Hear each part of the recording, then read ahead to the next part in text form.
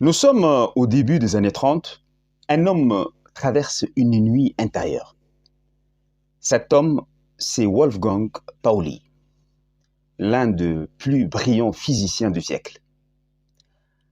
À peine 30 ans, il avait déjà bouleversé la science. Il a formulé le fameux principe d'exclusion qui porte son nom, un principe devenu un des piliers de la mécanique quantique. Mais derrière le génie, il y a une âme en détresse. Pauli vient de perdre sa mère, son mariage explose, il sombre dans l'alcool. Les équations qui autrefois lui donnaient un monde stable ne suffisent plus. La raison ne répond plus à son chaos intérieur. Alors, poussé par ses proches, il se tourne vers un psychiatre qu'il connaît à peine, Carl Gustav Jung. Pauli ne croit pas vraiment à la psychanalyse. Il vient parce qu'il n'a plus d'autre refuge. Et c'est là que se produit quelque chose d'étonnant.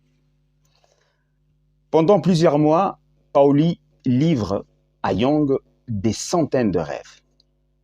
Et ces rêves ne sont pas ordinaires.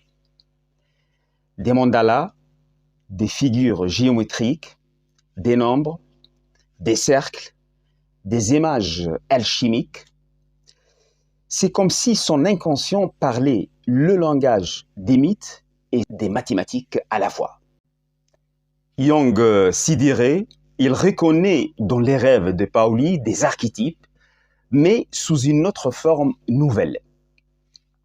Des archétypes scientifiques, des structures symboliques qui ressemblent aux symétries profondes de la nature. Et c'est là que tout bascule.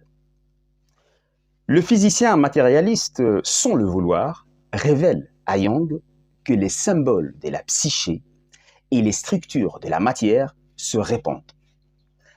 Lorsque Pauli sort de cette thérapie, il est transformé.